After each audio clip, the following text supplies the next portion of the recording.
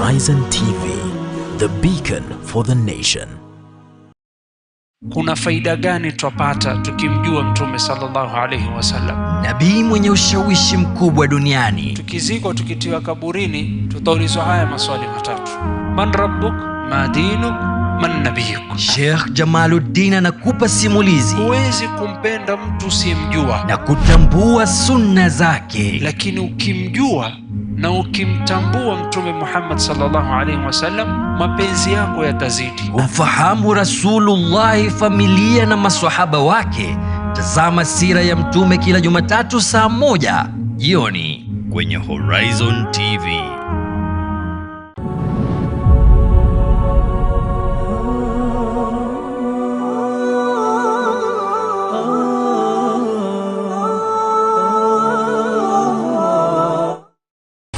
Kitabu chenye uongofu kilichoteremshwa kwa mpangilio maalum. Sura ikiitwa Madania inamaanisha iliteremshwa Mtume sallallahu alaihi wasallam alipokuwa kwa Madina. Kila sura imepewa jina rasmi na sababu zake za kimsingi. Inaitwa Suratun Nisa'il Kubra, sura ya wanawake kubwa. Fahamu sababu za kuteremshwa Qur'an na matukio ya kipekee katika utaratibu huu. Asema Mwenyezi Mungu wa Nuha, nakumbukeni kisa cha Nuh, tumpomlingania kabla, tukamjibu yale mambo aliyoyaomba, tukawa ni mwenye kumwokoa yeye na ahli yake. Ungana na Profesa Muhammad Salim Badamana katika malengo ya Qur'an kila siku ya Jumapili saa 11 kamili jioni katika Horizon TV.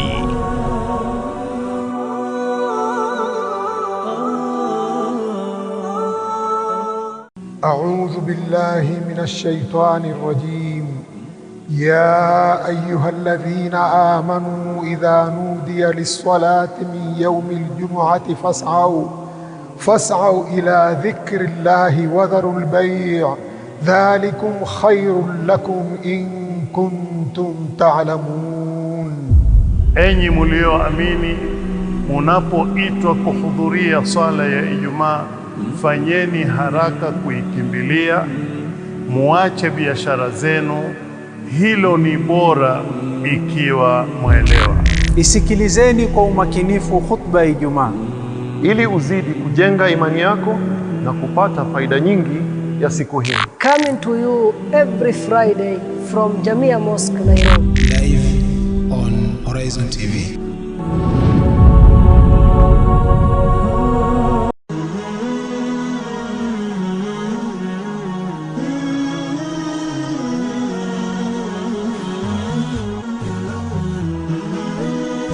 Horizon TV, the beacon for the nation.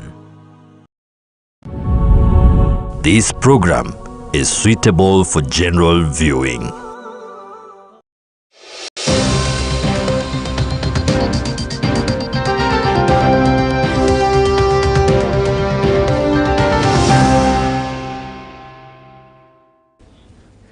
Assalamu alaikum wa rahmatullahi wa barakatuh. It is a very beautiful morning, a beautiful Friday. Welcome. This is the Muslim Insight and my name is Abdurrahman Gadaffi Yassin. We have much more prepared for you. What you have to do is to sit down and wait for it. But first, let's get the headlines.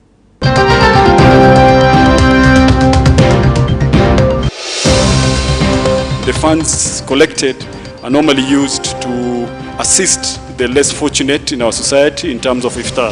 Jamia Dry Iftar Drive. Jamia Mosque Nairobi launches 2024 Ramadan Dry Iftar Food Drive for the needy during the month of Ramadan. Those guys wako na njaa, wako na queue, wako na ugonjwa, there is nobody else to support them. So the least we can do, akhwani, ni kusaidia hawa financially. Changeni pesa. Kesho utaulizwa. Gaza in need. Calls for solidarity and support for Gaza continues with the death toll in Gaza Strip from Israel attack now over 28,000 people. Tumegundua kwamba in some areas of the sub-county like Korakora Primary School, it has 0 grade 1s, 0 PP1s. focus on ECD, plans to have more integrated school in Garissa County to help improve ECD enrollment underway.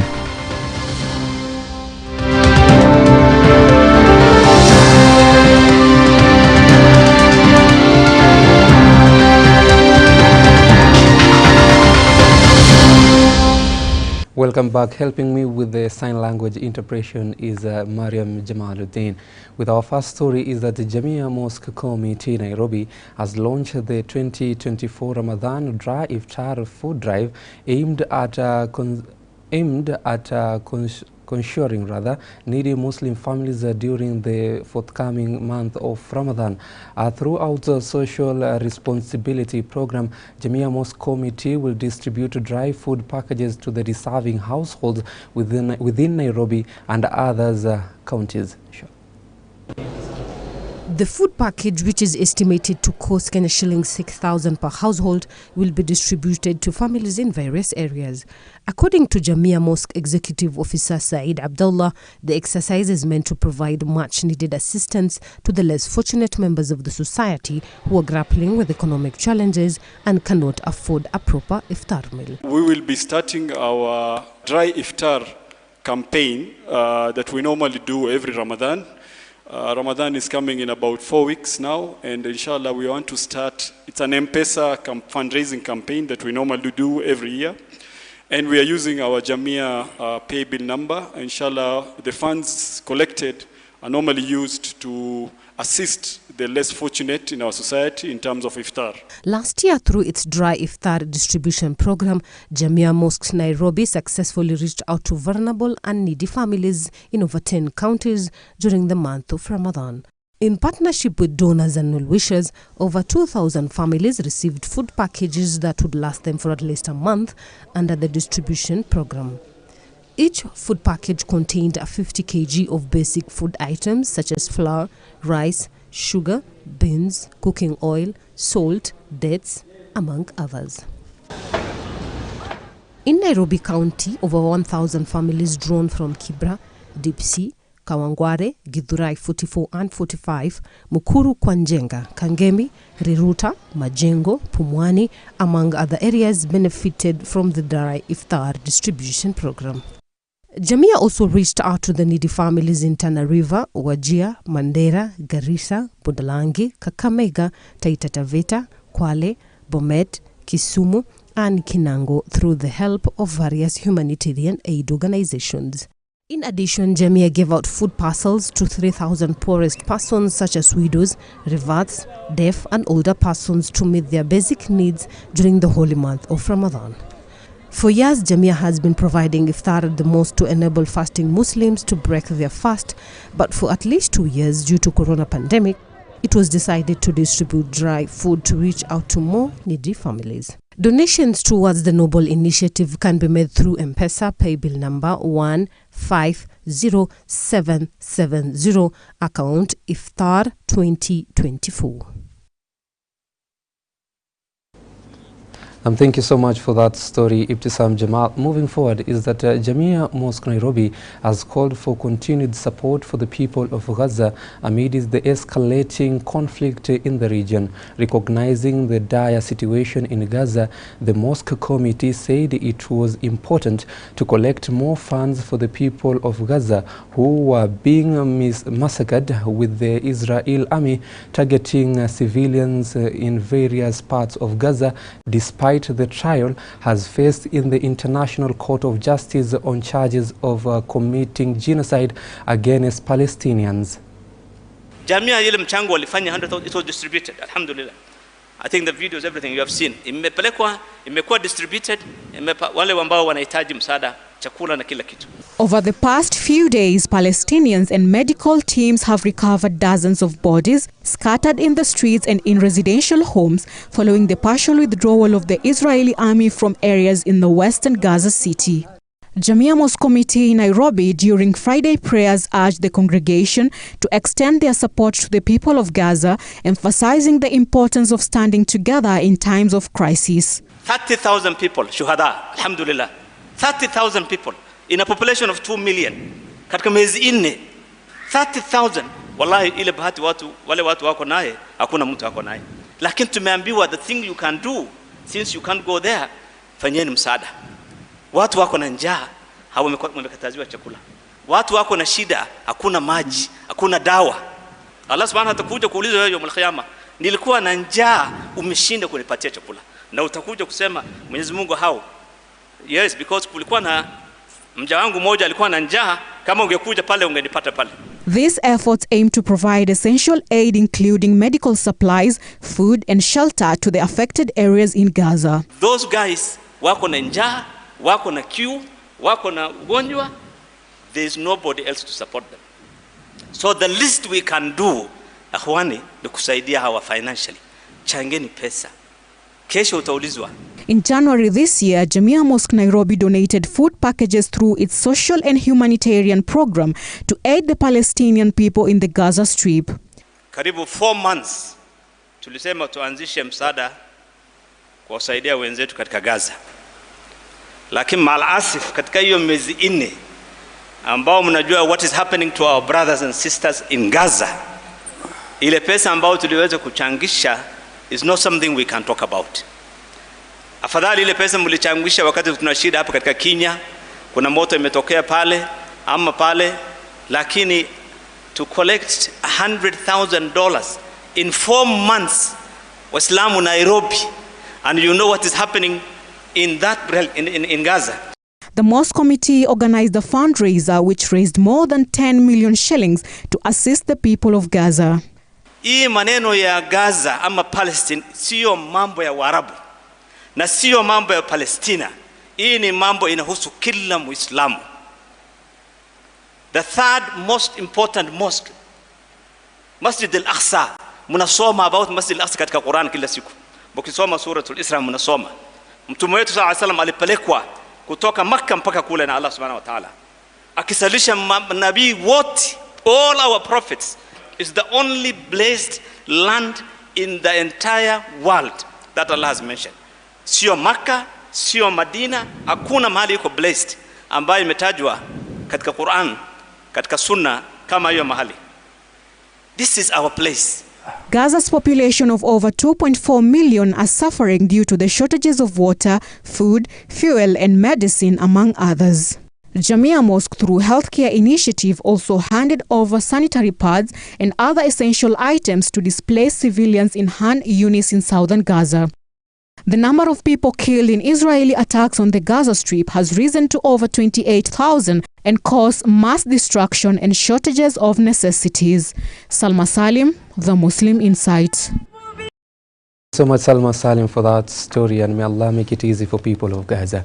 Moving forward to a sad story is that the Islamic Foundation Kenya founder and patron Sheikh Mohammed Akhtar Rao died on Wednesday. Akhtar passed away in Islamabad, Pakistani, while undergoing medical treatment at his maternal home, and was buried in Pakistan in accordance to the Islamic rites.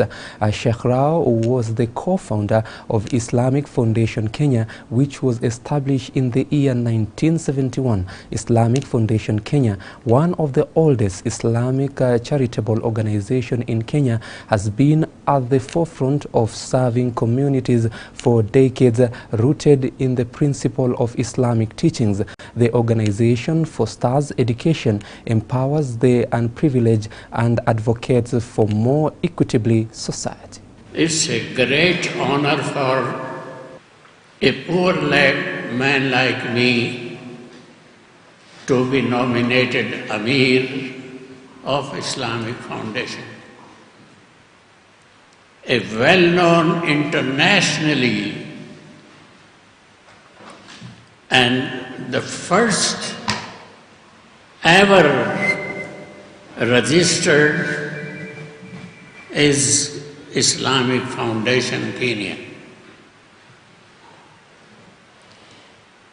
Some people call that mother of all Muslim organizations in Kenya is Islamic Foundation.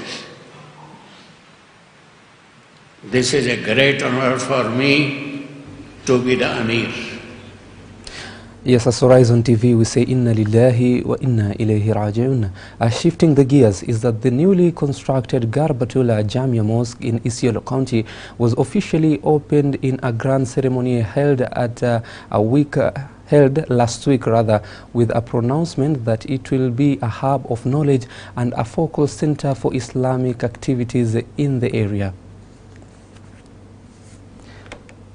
In his address at the opening ceremony, the chief guest, who is the Chief Qadi of Kenya, Sheikh Abdul Halim Hussein Athman, expressed his gratitude to all those who supported the construction of the mosque, saying it will play a big role in the aspiration of Muslims in the area by providing spiritual guidance and education. He emphasized that the mosque would become a hub of Islamic activities in Isiolo County and beyond, serving both the Muslim population and the border society. Sheikh Abdul Halim further stressed that a mosque symbolizes Muslim unity and urged the local Muslim to represent it and fully utilize it for a daily prayers, as well as engage in dawah and other educational programs contributing to both spiritual and social economic development.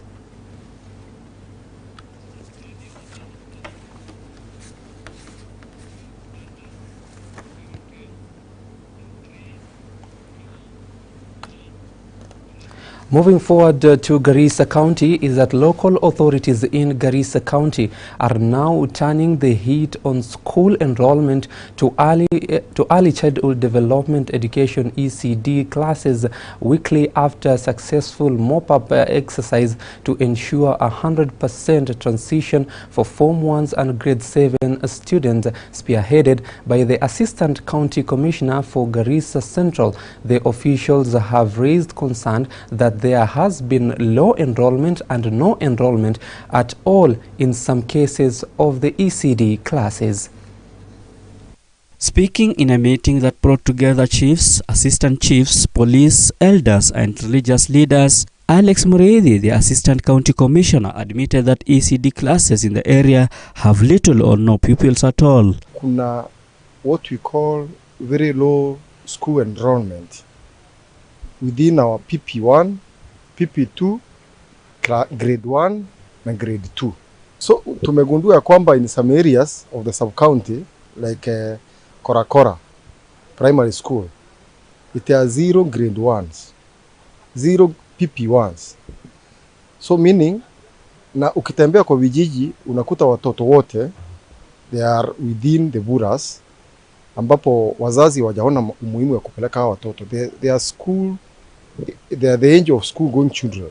In an effort to boost school enrollment in Garissa County, the Assistant County Commissioner, together with area chiefs and children officers, have vowed to hold barazas in the villages, mosques and churches to urge parents to take their children to school, as the government has provided capitation for free primary education.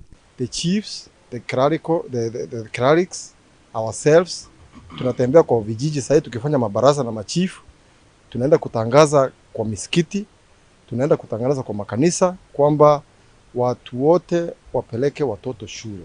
We've requested the government to integrate the Islamic studies with the secular studies, so that at least those who are going, those parents that are focusing more on the religious studies at the tender ages of their kids, to also, consider taking the kids to the school. Because what parents mostly see is these kids is better to build their foundation by taking them to Islamic studies, for Islamic studies, and then bring them to the secular studies. The Sub-County Director of Education, Ali Budul, said they are using different approaches to urge parents to take the responsibility for taking their children to school. It is the responsibility of the parent to take his or her child to basic education institution learning, but we have an approach whereby we shall be going door to door, approaching the parents and having an amicable meeting with all the parents in each and every village, and we shall make sure that all those learners are back to school. There are plans to have more integrated schools in the area that will see school-going children get both Islamic and secular education. As the education officer, I know we have integrations of duxis, madrasas taking place in some of our institutions, but we have standing alone duxis, standing alone madrasas, and we have no objection over that. But what we want is time be arranged for learners to attend schooling and for learners to attend madrasas and duxis. Reporting for the Muslim Insight, I am Aban Shihemi. Nam, thank you so much, Aban, for that story. But still keeping in touch with the Garissa County is that stakeholders in Garissa County have raised concern over abuse of children's rights, which was led to campaign to create a behavioral change that is amid at addressing the various abuse meted on children, as well as in cases increases awareness. The campaign that is being spearheaded by the Center for the Behavior Change and Communication with the support from UNICEF aims to develop a child protection in emergencies human-centered design to message package for use by the community. The campaign dubbed Tuwajibike will see the various stakeholders take personal responsibility in ensuring that the rights of children are protected. Kwa hivyo tunaangalia vile kampeni ya kuelezea wazazi na watoto umuhimu wa usalama wa watoto katika njia zote inaweza kufikika. So tunaangalia kampeni ambayo tunaita Tuwajibike, na hii ni kwa sababu tunataka kufanya mwito kwa kila mtu, kwa sababu vile tunajua inachukuanga kijiji kizima kulea mtoto. Philip Kinyota from the Center of Behavior Change and Communication said that children face numerous challenges and it is the responsibility of all stakeholders to ensure that their rights are protected. Watoto wengi zaidi sasa wanajua haki zao. Wazazi pia wameanza kuona umuhimu wa kufuatilia haki za watoto. Kuna kazi bado ili kwa watoto wote wakuwe salama, na ningependa kuwahimiza wale wote ambao wananisikiza, ikiwemo wazazi na washikadau wengine, wasife moyo kwamba lazima tufuatilie tumalize ukeketaji wa watoto na dhuluma zingine zozote. Speaking during a workshop that brought together different stakeholders, Philip said some of the abuses include cases of sexual abuse, verbal abuse, child marriage, FGM, and being denied the right to education. Kwa miaka mingi tumekuwa tukifanya campaign ndio tuweze kupunguza hiyo behavior katika jamii, lakini ile hatua tumeweza kufika hadi saa hii ni hatua kidogo sana. So lakini tukichukua huu mwelekeo wa kutengeneza hizi messages ama ujumbe, tutengeneze ujumbe wa aina ambao unaweza kutumiwa kupitia kwa maredio, TV, mtandao, wanajamii wataweza kuelimika na waanze kubadilisha na kuacha mila zingine ambazo pia zinaathiri maisha ya watoto. Benjamin Kinyua, the county coordinator Children's Services, has called on parents to take up their responsibility, stating that most children are growing up without proper parental guidance, with most parents absent from their children's lives. I think the problem is the society. It is not very common for children to be neglected in Somali community generally, but because of issues of economic problems that are recently, for the last 2 to 3 years, we've seen there's a lot of economic hardship in the communities. That's why we have a lot of neglect. So it's important that the communities at large should be brought on board. Of course, the clergies, the sheikhs, our Christian brothers, the churches should play a big role to ensure that these children are helped in many different ways.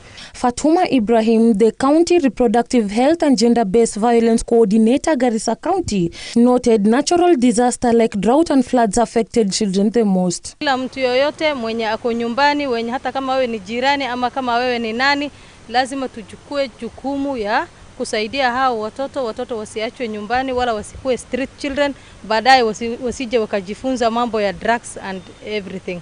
Reporting for Muslim Insight, my name is Mariam Musa. Yes, that was our last story by Mariam Musa. Thank you so much. Our viewer back at home. That was only the first half. When I get back, we're going to have a sit-down discussion with very awesome souls, and you're going to understand more why most of people, they deal with the trauma, and how you can help yourself and how you can help a friend. I'm taking a short break. When I get right back, we're going to have that sit-down discussion.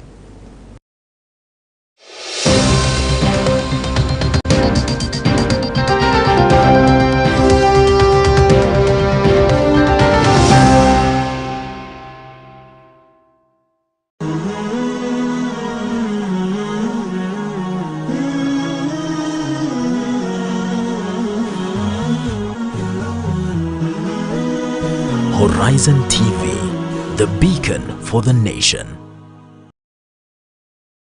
Verse of the day. أعوذ بالله من الشيطان الرجيم. بسم الله الرحمن الرحيم. والذين إذا أنفقوا لم يسرفوا ولم يقتروا وكان بين ذلك قواما. والذين لا يدعون مع الله إلها آخر ولا يقتلون النفس التي حرم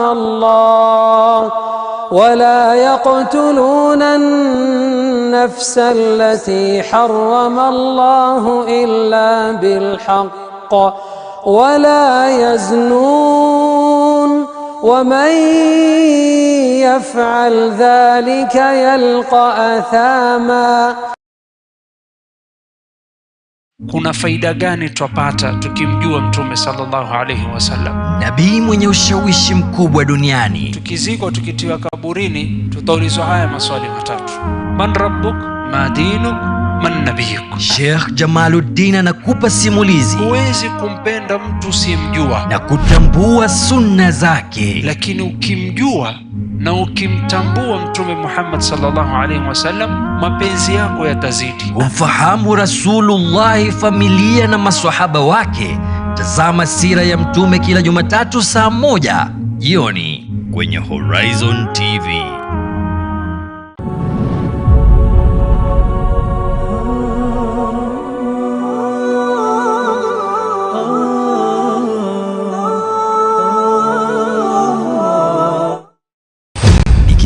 Chenye uongofu kilichoteremshwa kwa mpangilio maalum. Sura ikiitwa Madania inamaanisha iliteremshwa Mtume sallallahu alaihi wasallam alipokuwa kwa Madina. Kila sura imepewa jina rasmi na sababu zake za kimsingi. Inaitwa Suratun Nisa'il Kubra, sura ya wanawake kubwa. Fahamu sababu za kuteremshwa Qur'an na matukio ya kipekee katika utaratibu huu. Asema Mwenyezi Mungu wa Nuha, nakumbukeni kisa cha Nuh, tumpomlingania kabla, tukamjibu yale mambo aliyoyaomba, tukawa ni wenye kumwokoa yeye na ahli yake. Ungana na Profesa Muhammad Salim Badamana katika malengo ya Qur'an kila siku ya Jumapili saa 11 kamili jioni katika Horizon TV.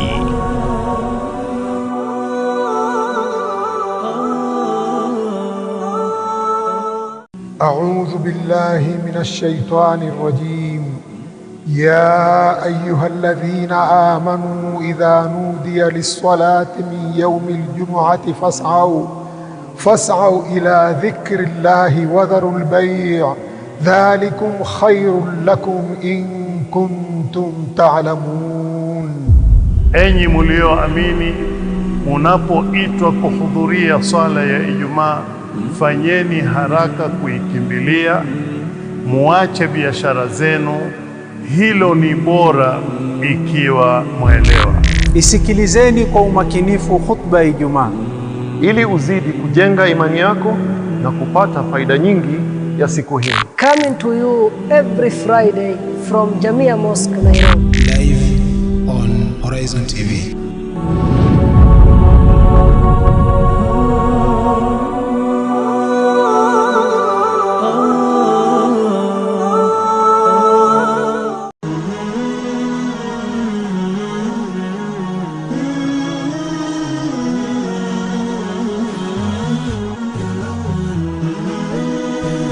Horizon TV, the beacon for the nation.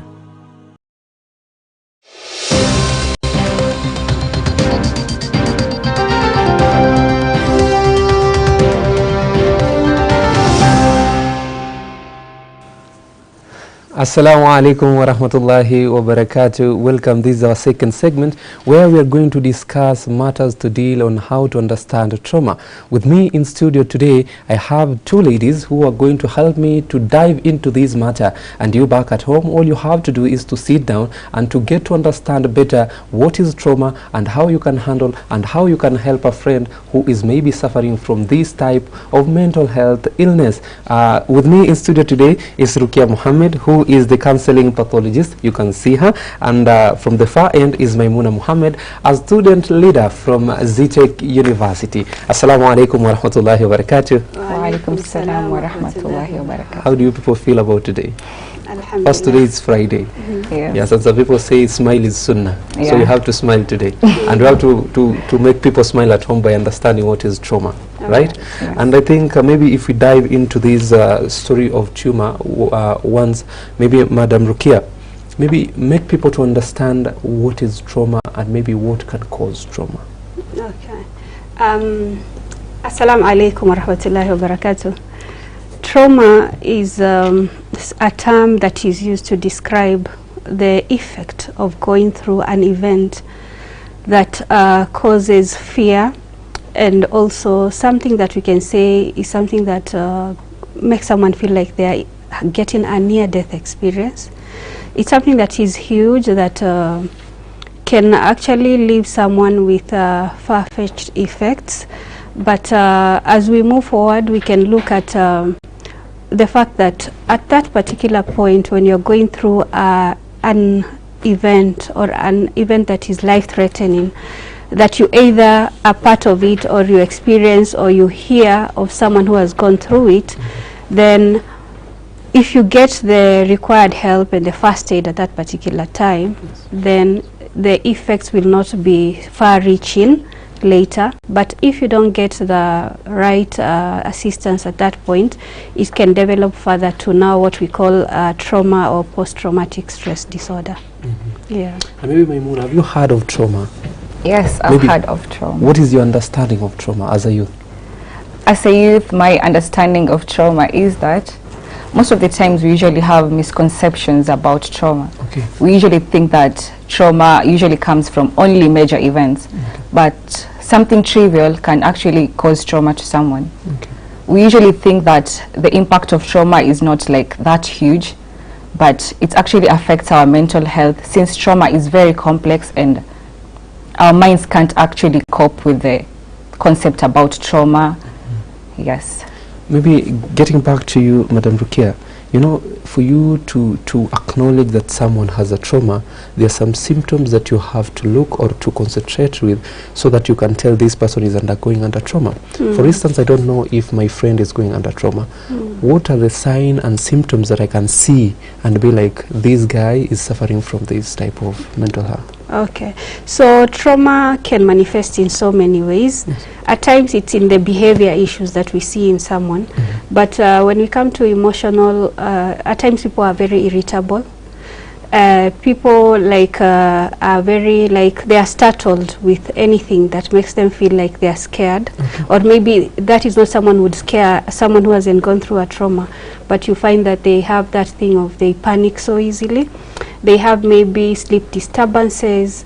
Some of them would maybe find themselves in drugs and substance abuse, and especially many people who are in drugs and substance abuse, when you look deep, you find that they've gone through some kind of event that was life-threatening and devastating at some point in their life. We have people, they also go through anxiety and such like things. Yeah. Can trauma cause depression?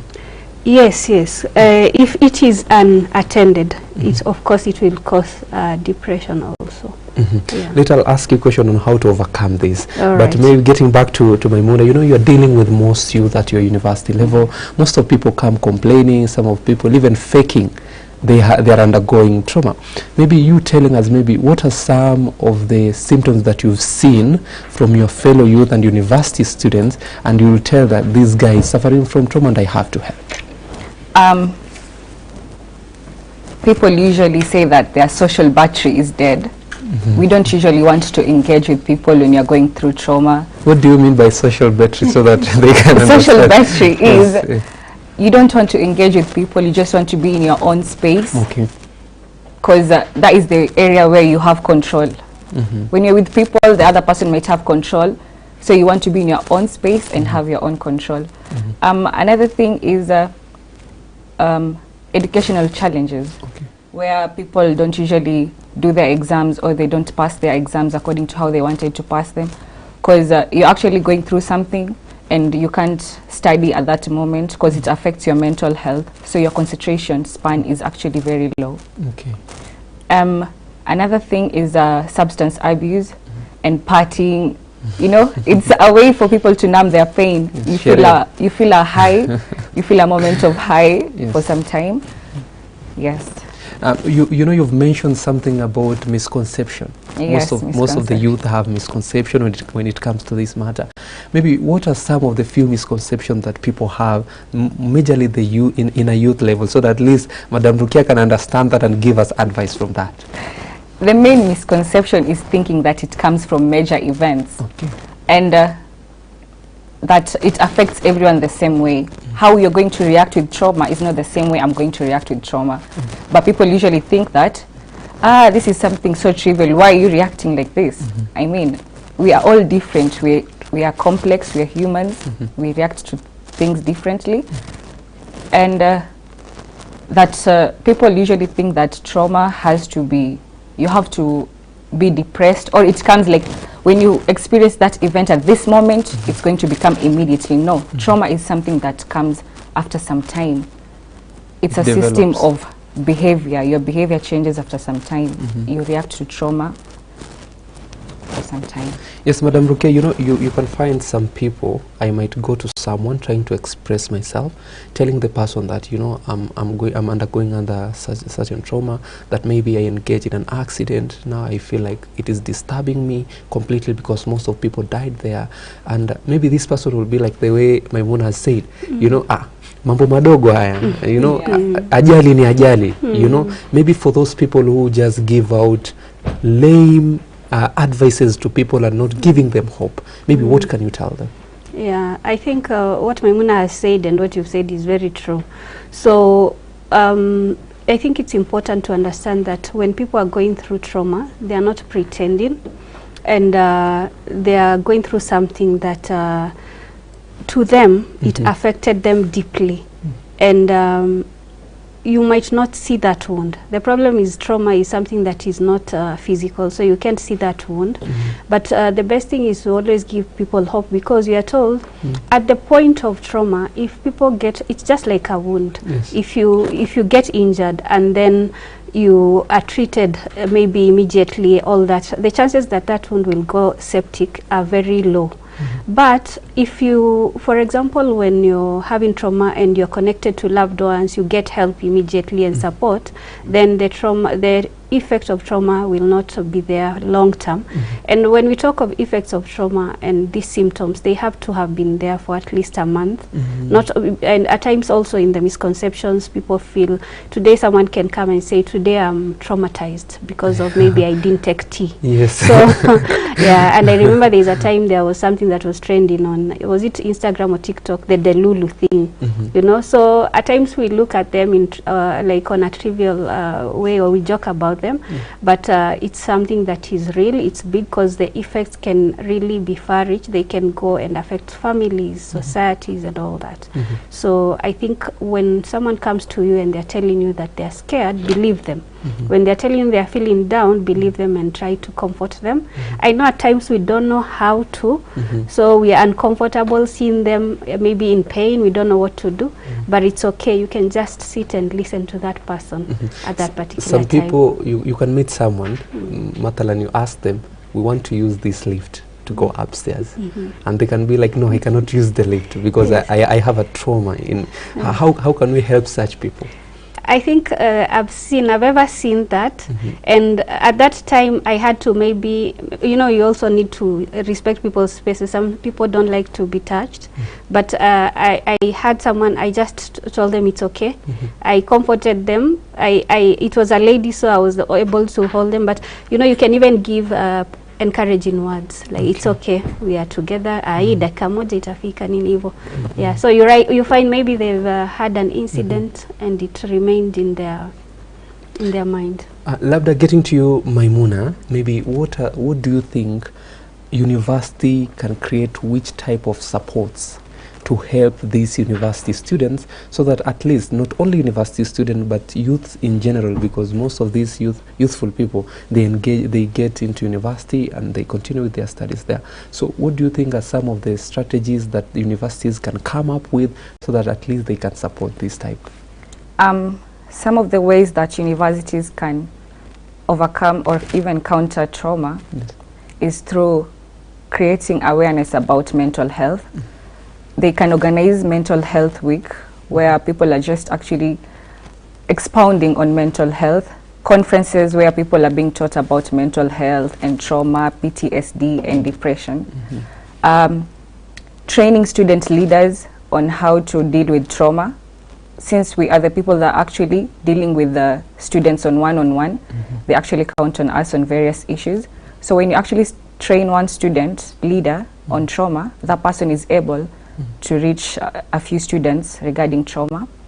And also I feel like every university should have a psychologist to create a safe space for the students if they have to have a one-on-one conversation for a long time with psychologists to share their traumas and experiences.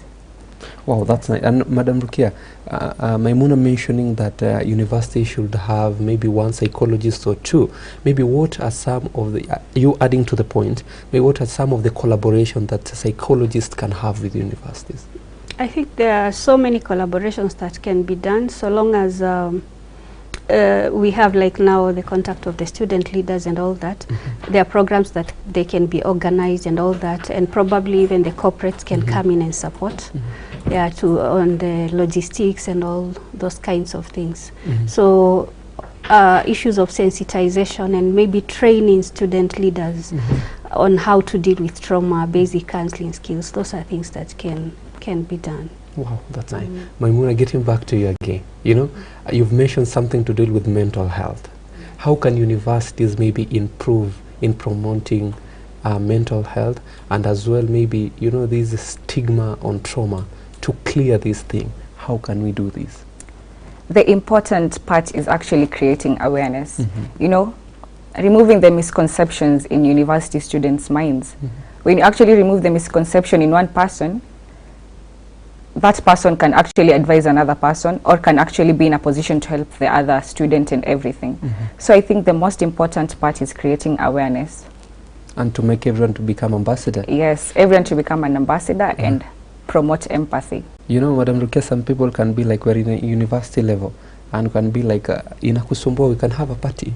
Let us go have a party, then you can have whatever thing we're going to have there, and you will feel good. Maybe this type of advice, what can you say? Because most of youth, we fear to see challenges. We want quick and chap things. Yes. Like I feel like, if I can take bang, I can feel high and I'll feel good, then it's okay with me. I can have the whole month having that bang. Whenever I feel like the trauma is coming back to me, I take the bang. Mentioning that some people that they fear even light, some people they fear darkness, of maybe what they've seen, or maybe what they went through about this. Maybe what are some of the good way and healthy lifestyle that I personally can adapt in order for me to deal with these types of trauma? True. Actually, it's true. Many youth. Yesterday, I was even told that they use Snapchat and they talk to AI. Yes. Someone told me that. So you explain. The reason why they do that first. It is because AI cannot judge you. Exactly. That's exactly what they told me. And maybe just knowing that when they come to counseling, when they come to therapy, we will not judge them. Actually, some of the principles that we use when people come for counseling is it's confidential, of course not absolute, when there is maybe a danger of life and all that, but we don't judge you. We are there to support you. So I would really tell them to come forward. And also know that with the negative coping, it's actually, it has side effects. So you go there, you take drugs, it affects your mind. The next time you started by experimenting, the next time you will maybe feel like I want to take 2. The next time you will mix the different types of drugs, or you'll do things that you will regret and maybe get into despair, remembering that this indulgence is maybe just a symptom. Maybe there are things that are deep down that still need to be handled. And also knowing that what are the effects, apart from that you'll maybe destroy your life, then it ends up being a vicious cycle. So you go maybe get married after that, or you cannot keep a job, you divorce and all that. Some people are even in those places lured into gangs and all those negative things. So what I can say, there are coping mechanisms that are good. People can engage in even things like maybe sports. What are their hobbies, things that they can do that can take their mind away from that in a positive way. But also when it's too serious, I would really advise that they seek therapy. That's I want you as well to advise Maimuna and any other youth leader who is watching from a university base or from a local kijiji pale mtaani who is watching, maybe give them advice on how they can handle such people when they come to them, they complain. You know, sometimes we as human beings, you get tired of getting complaints of people each and every time, because you ask yourself, okay, I'm the one listening to people, who's going to listen to me? You know, maybe give them hope and give them strength as well. So what naweza nikasema, because I want to talk to everyone now. Yes. What I can say, ndio pia pale mtaani tufike. Yani mtu akikukujia, there's something they've seen in you that kuna vile wamekuona unaweza ukawasikiza. So just take it as a compliment. Then notice that kuna vile katika tu kusikiza, you don't have to say anything. Listen to them, what wanasema. And pengine akitoka hapo kuna hope atakuwa amepata. And you know, there's something about talking. When someone talks to you, there's something wanatoa inside them. So just take it that umemsaidia mtu up to a certain level. Na ukiona yuko serious sana, because at times I also see on social media, people post that I am feeling sad, I want to end my life, and they get negative comments. Don't give a negative comment. Kama ujui what to say, just keep quiet. And at times, many times when people come to you, they just want you to listen. Just listen to them. Na ukiona yuko serious, try and look for help for them. Maimuna, there are some university students whom they don't speak.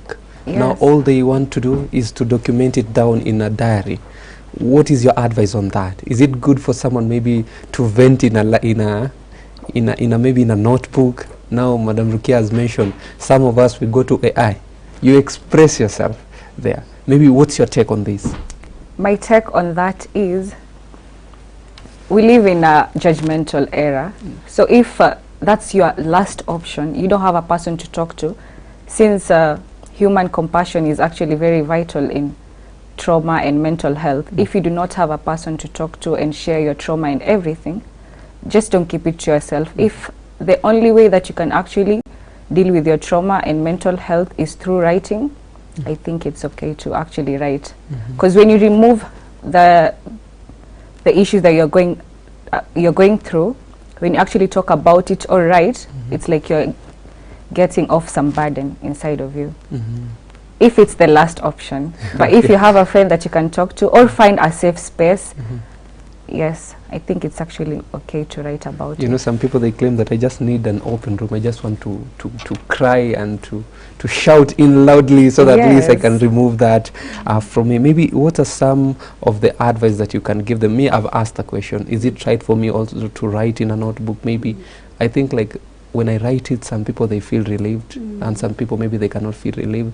It's up to them to stand up and move to someone, tell them, express yourself, explain your story, so that at least they can feel you. Is it one way of solving or maybe reducing the heaviness that it comes with? You actually bring in a very important point, because people heal differently, and a mechanism that will work for one person might not work for another.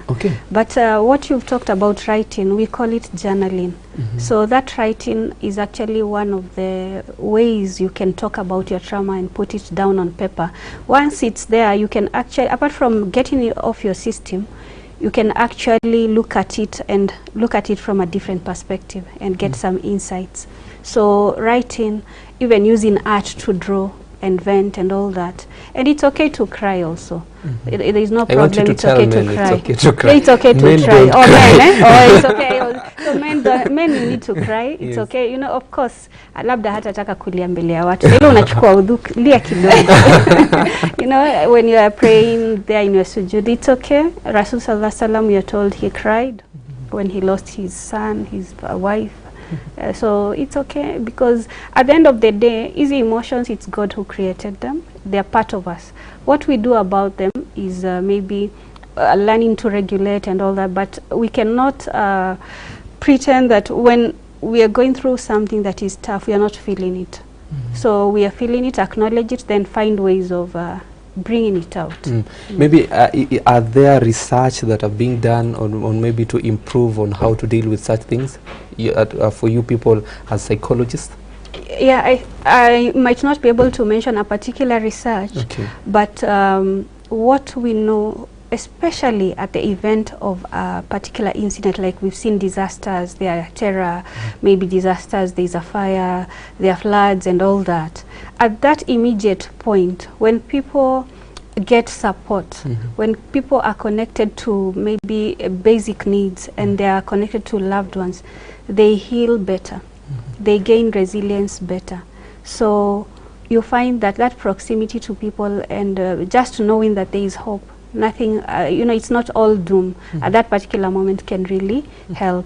And then now later, when it maybe, you know, there are some of these disasters or events that people go through, like someone went through a sexual abuse, someone was neglected as a child, at a point whereby their mind is very young and they don't know what to do about it, but it has effects on them. So that is something that manifests later as post-traumatic stress disorder.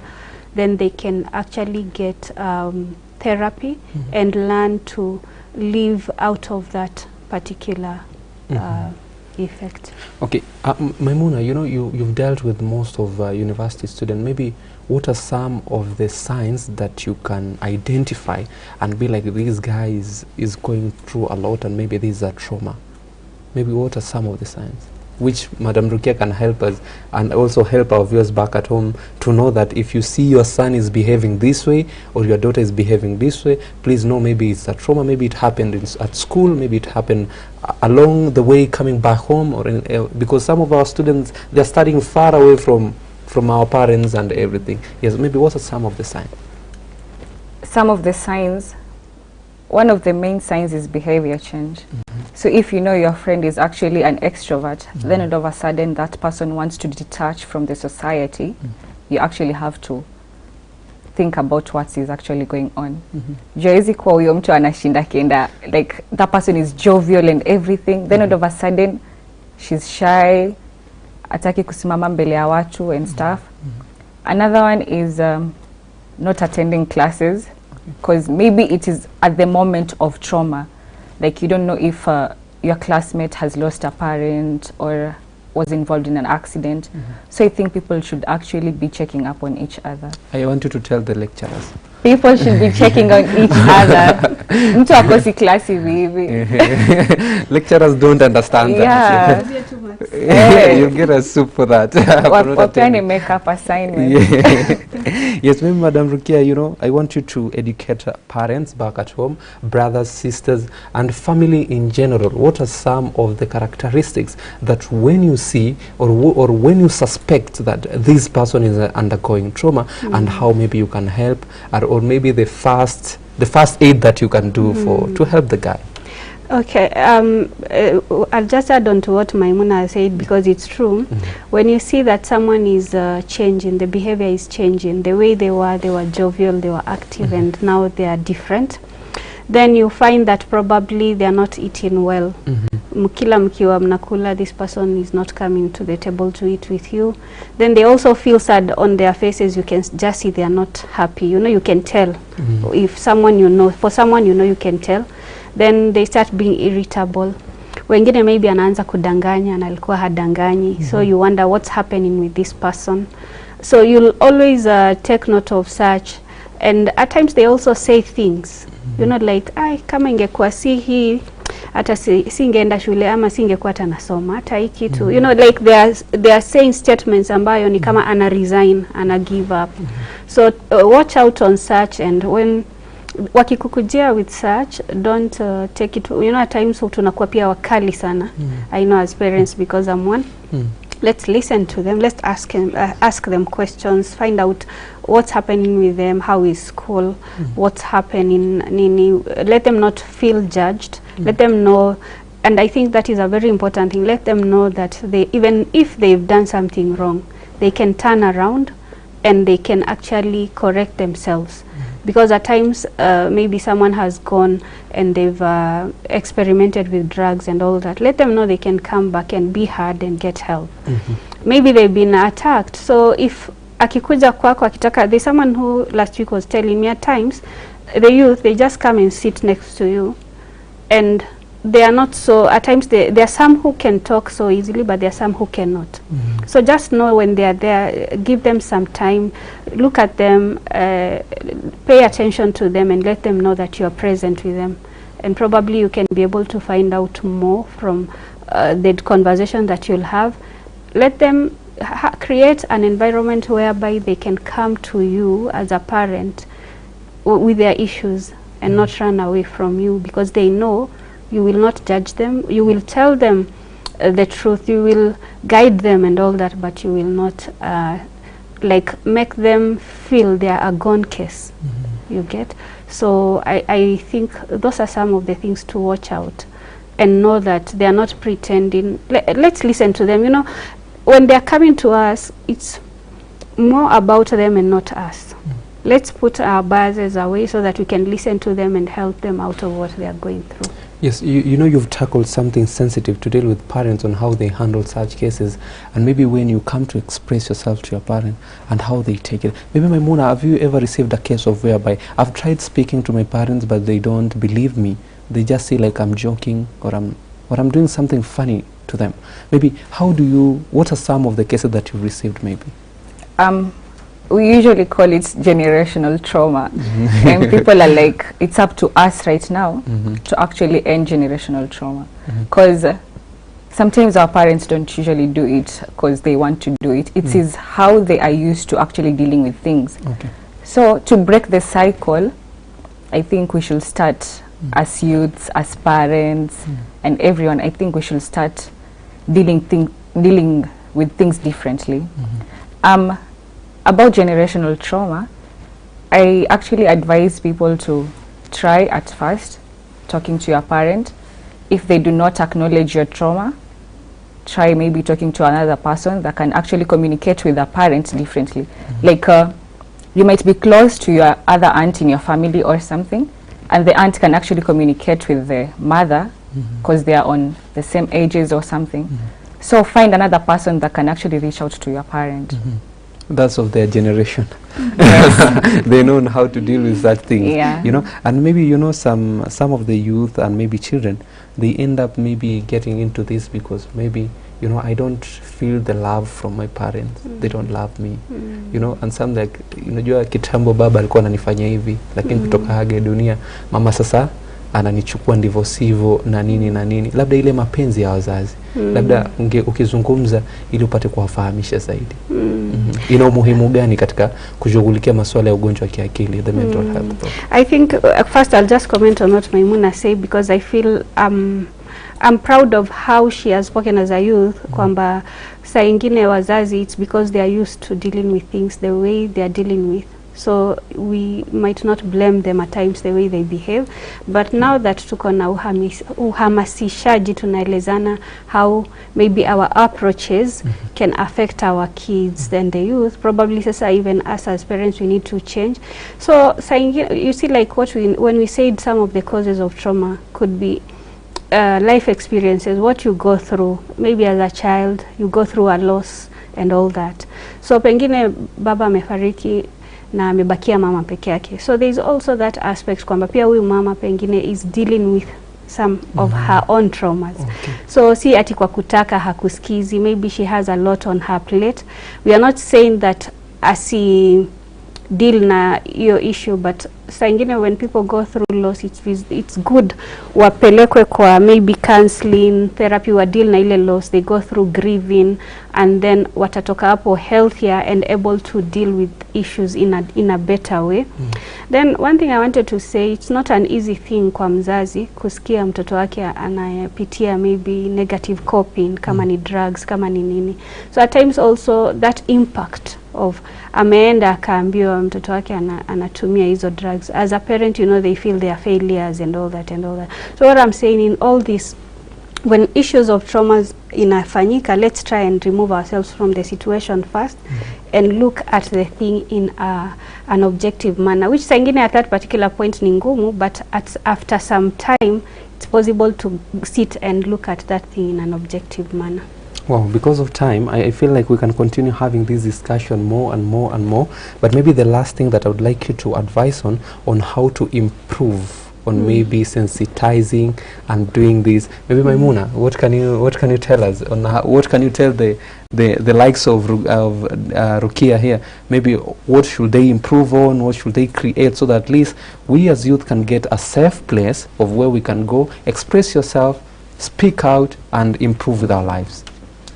There are a lot of things that even the youths have actually started doing to actually work on their mental health and everything. First, you're supposed to find a group where you actually feel like you can be heard, where you actually belong. You know, a sense of belonging is actually very important. Yes. There are activities like going for hiking, you know, these hiking groups. You just go to Ngong or something, the nature and everything. For picnics, going to the gym. I feel like the gym is actually a place where you get to, when you actually work out a lot and sweat, you remove a lot of things from your mind and everything. Yes. Also skincare and everything. Men, it's okay to use skincare. You know, if you use skincare, it's a way of taking care of yourself. When you take care of yourself, you're actually taking care of your mental health. And you love yourself. Yes, and you love yourself. It's important to love yourself first before you actually help another person. Find something that can actually make you busy, or something that is related to your trauma, that is actually going to help you deal with your trauma. Like if you're good at painting or at art, you can actually draw something about the trauma that you're experiencing. Me, I'm not good at painting. But if you're actually good, you can give very nice paintings about expressing yourself. It doesn't even have to be good. It can be okay. It's not a must for you to be a good painting. You can write about it, the gym, skincare, and all that. And that was nice from Maimuna Muhammad, telling us on how at least we can improve and how we can feel safe when dealing with such trauma. I don't have much to add or much to say. They've completed the book, and what you have to do now you have the notes. All you have to do is to revise what we have told you from this desk of Muslim Insight. Till this time, I don't have much to say. I think it's around 9. Yes, 9 or 2. I'm going to end the show here. We're going to meet next Friday, same spot, same place, with a new guest as well. But I want to thank you first, you my viewer back at home, for staying with me from 9 a.m. till 9:02 a.m. Thank you so much, and as well my guest. Thank you so much. Asanteni sana kwa kuja, asanteni sana kwa kutuelimisha, and also giving us much information about trauma and how to handle this thing. Thank you so much. Mungu awalipe. Now, and another thing maybe I can add from this type of trauma, I've not heard them saying that you have to pray. Wake up for tahajjud. Allah will solve your problem. Assalamu alaikum wa rahmatullahi wa barakatuh. Till next time, next Friday, same spot, same time. My name is Abdurrahman Gadaffi Yassin. My sign language interpreter was Jamaluddin Mariam.